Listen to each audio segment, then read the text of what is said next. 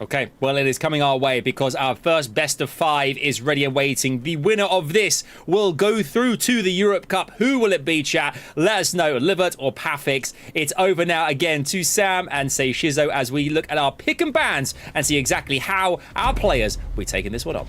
Wow, who will live up to the highest expectations? They need to fix up, look sharp to get to Paris, as we've got LIVERT versus PAFFIX coming in already with pre-bans of Sekhmet and Sagar, which we know the Sekhmet did a lot of good things for LIVERT in that match against Raxaz. Wow, PAFFIX stealing Annabelle.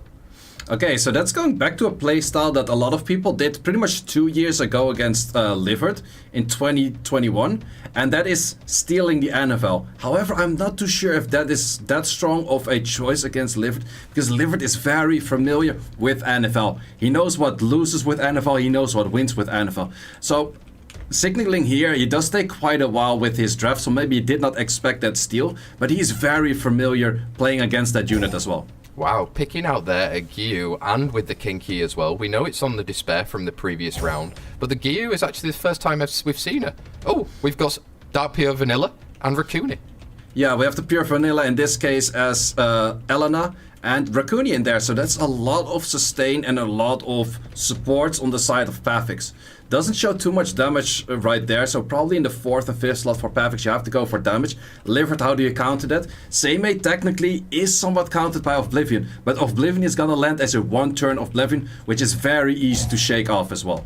Yeah, and he's partnering with that Acroma, which did a lot of damage in that first match, or the first matches against Raxaz. Seimei, on the other hand, hasn't actually appeared in a match yet. She was picked last week, but banned out. So let's see. Oh, PAFFIX taking a note out of Nicer Smicer's book there, with going for the Suiki and with a Coco. Yeah, I definitely do like the Coco. Coco has that volume of so much damage with that skill 3 into a skill 2. Can do so much damage to instantly snipe, even maybe that Acroma. Suiki, definitely a nice pickup there as well. And I would definitely say that LIVERT has to pick up something of a support of healing. Because once again, in LIVERT's draft, we're not seeing too much heal right now. But he's playing a very strong, heavy heal comp on the enemy side. Yeah, he's going to decide to lock in that Gurkha then as well, so we know the provokes are important, and especially there's healing specifically on Gurkha when that happens. Yeah, I definitely do like the Gurkha Seimei combination, however it's somewhat easy to ban out one of the other units, and therefore the combination doesn't work. On the other side, there's a lot of things to ban. I would definitely go for one of the 2 damage units, either the Coco or the Suiki. Let's see then, they've got a little bit of time now to figure it out. I think LIVERT may be thinking, wow, he stole that Annabelle.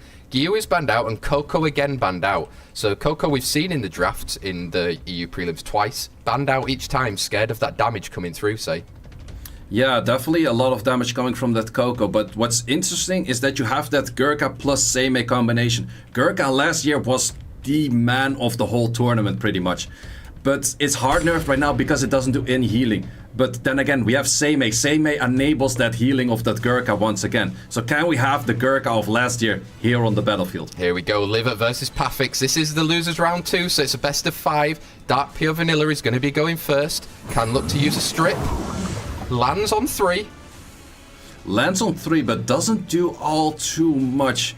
Because you can kind of armor break right now, but it's not really going to stick. It's a 1-turn armor break. We have 2 counters right away. Sticking any debuff is going to be very difficult as long as that Seimei actually has debuffs. In this case, we have a 1-turn Oblivion. 1-turn Oblivion is gonna go away the moment she takes a turn. So Oblivion in this case is not really going to counter the Seimei, and these units are not going to be Oblivion for a long time. Wow, Suiki there resisting. We saw last time we thought maybe 100% resistance. Wow, there's so much HP on the side of that Gurkha right there as Chroma's going to be coming in.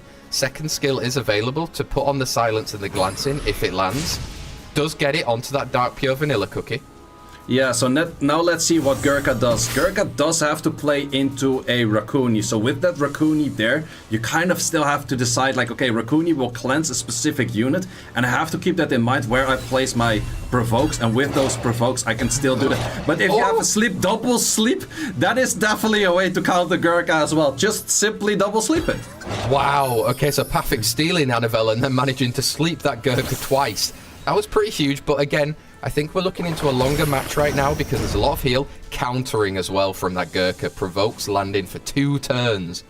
Yeah, those 2-turn provokes are very detrimental here. But once again, we have seen this match similar last week with LIVERT as well. We're looking at the 2 units that have the high damage over here. There's going to be that SWC that is scaling more and more damage, and that Kinky that's going to be very high on the damage as well. The Kinky, as we do know, is Despair. So Despair definitely helps here because we do not have any immunity on the field of LIVERT with a strong poker and high damage on that Anavel. So you can see now LIVERT trying to target out that Anavel, but obviously with Raccoon on the field still, the lowest health of the lowest HP of one of the monsters, he is going to be helping and supporting through that.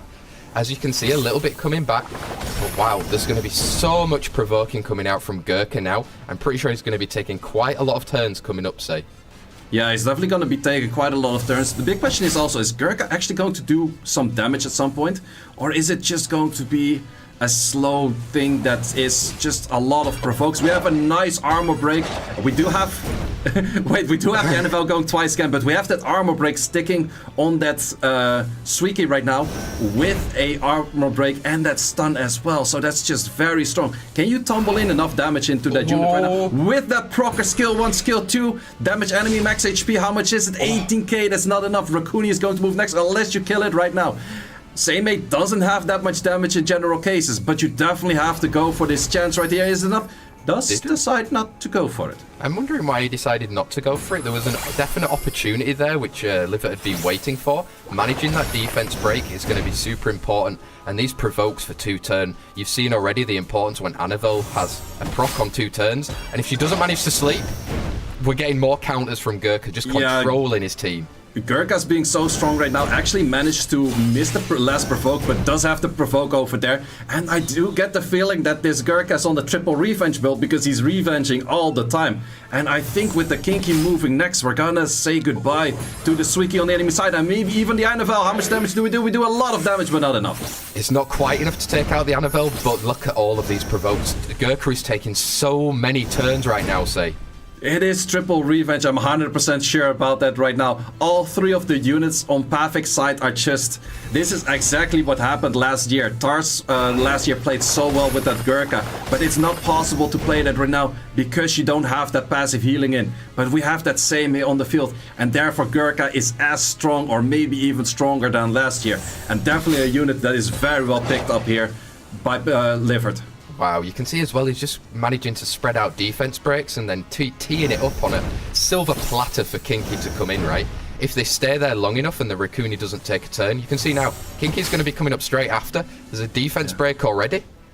Yeah, the defense break setup makes it so high value because every time you get so many turns, you're gonna get that defense break up pretty soon once again. Managed to land the stun, does not get the full killer, but then we have another turn for Gurkha. Gurkha's taking so many turns. There's not too many S1 potential right now for Gurkha to take healing from because Gurkha needs that debuff for SWBattle to actually heal on every turn.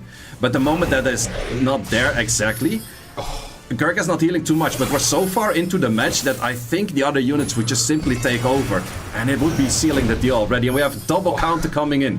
You can see so many revenges as well. The moment that Anavel actually takes a turn that she can choose what to do, the revenge is coming in from a Kinky, from a Gurkha, to then have more turns against PAFFIX. Here we go, boom. Second skill, not quite enough to kill, but that's going to seal the first match for LIVERT as he goes 1-0 against PAFFIX. Wow. So... You steal my Anavel? I've got an answer for it, sir. Do you think he's got an answer if it's going to be played again? Yeah, definitely. I wouldn't say that Anavel is a great pick into LIVERT at all because he has that same ace. Like normally we have 3-turn armor break, 3 turns slow. Same ace says now we're playing on 1 turn on both of them. We have Oblivion as a counter to it. Oblivion lands while the passive is still active and then deactivates the passive, which means you have a 1-turn Oblivion. If SWBattle takes a turn very fast after that, you're not going to have Oblivion for a very long time, and it's just not really going to work. You need some attack bar pushbacks or multiple Oblivion units or spread Oblivion to actually make that work. Here we go. So we're seeing a Kinky coming out and that Dark Pure Vanilla again. So there's an Oblivion unit being taken out, and Kinky, who obviously is very much hurt by when Oblivion is on the field, is also being banned out. This could signal, let's see if LIVERT takes back his Anavel. He for sure will. Yeah. He for sure will. He doesn't mind to play against it, but still he's preferable to have that unit himself. We also see a very different draft of PAFFIX. PAFFIX was more going towards like a heavy bruiser sustain kind of setup last round. In this case, He's taking one of the book from Timbo. Wow, you can see a Julian. He had a 75% win rate last week, so very, very strong unit. And actually, taking an Oblivion unit off the field by LIVERT plays into the hands of PAFFIX here. We've got Nana and Leona. This is a very typical, I would say, draft of LIVERT that's coming out right now. Yeah, definitely a very typical draft of LIVERT for PAFFIX. I'm not too sure if he's familiar with this, because mainly that pure vanilla cookie works very well if the enemy doesn't have too much of healers in there. You could ban out that NFL and play around with that. That is maybe the play that PAFFIX is looking at. But what is your good 5th pick that you can have all of that in the field right now and still work around with it? Could that maybe be something along the lines of a Bolvrik? Let's see, he's got some time to figure out. Win Pure Vanilla, by the way, had a 100% win rate last week, as did this unit right here, Miles, who did have 5 wins out of 5. So using the units which perfectly worked last weekend, we can now see the Nana and the Win Pure Vanilla banned out, say. Yeah, definitely good respected bans on both sides over there. In this case, PAFFIX doesn't have any sustain, so that could be difficult for him, but he shows a lot of damage. And as we go in the second set with PAFFIX against LIVERT, first turn going to the Miles. Miles, can you stun? No, he can't, and Sekhmet now he's going to be able to take a turn. Looking for a cool time. Can she land on Cigar? Yes, she does, but there's going to be a defense break and a Julian skill 2 coming up, say. Yeah, who do you target it on? Can you manage to kill that Sekhmet right off the bat? I think you have enough damage. Julians tend to do a lot of damage. It's not enough, but that skill 1 with that procer actually does seal the deal. Missed one critter, but actually landed one critter. Mostly built around 70% crit rate, a little bit higher than that. But that definitely did seal the deal for the Sekhmet right off the bat. However, the 3 units on the field of LIVERT have some potential to 3 against 4. Exactly. If you can't do it the first time, say you can always do it the second time, right? And that's exactly what Julian is showing. That's why you build that unit on Violent, just because there's so much potential of having another turn. Leona coming back now with some stuns, but Julian, I don't care about any stuns that are going to be on this side of the field, say. Yeah, he's not gonna care about stuns, but he definitely does care about resistance, because mostly Julians are not built on that high of resistance, and all of the units on the side of LIVERT are very high on that resistance. So that's going to be difficult to actually get damage in, and the units of PAFFIX start to drop quite some in HP already as well. Exactly, because Julian is going to be having to steal HP from his other allies in order to stay alive, and now if he can tumble damage into the others to get them low enough, Julian's going to be swiped off that field, say. And Vanessa's not landing any defense breaks, going to be tough on an Annabelle. Yeah, definitely. We do see a nice proc and a stunner from that Miles. That's very crucial for PAFFIX right here. However, we do see that Vanessa leaving the battlefield, and pretty soonly after that Cigar most likely as well. Yeah, he's managed to get the defense break on Leona, but can Annabelle cycle into some sleeps and maybe get some heals back? Yeah, you definitely want to heal. The main thing what you want to heal for is to remove that armor break, because that armor break on that Leona is going to make this Julian do a lot of damage. Or are you still going for, does decide to go for it and nearly kills that unit? Here we go. I mean, oh, that's a big proc right there, say. That's definitely a big proc, but in this case, it will take a little bit longer to actually get rid of this unit, but I think LIVERT is in a pretty bad position right now with that Leona being on such a low HP right now. I'm not sure if Miles does enough damage to break the shield, does not decide to check it, but this probably will do. Doesn't do enough damage. There's so much stats on this Leona that just simply survives it. That is an insane rune quality on the Leona. Wow, that was huge. And I mean, Julian now on his own. I mean, he's going to try, but I don't think it's going to be enough, say. Still not enough, and that is the counter from the Leona, which sealed the deal. It did, and as we go in, we're now going to be getting into potentially the crucial sets during this match. We've got LIVERT versus PAFFIX. Oh, this is going to be intense, because if LIVERT wins this, he's booked his ticket all the way to Paris.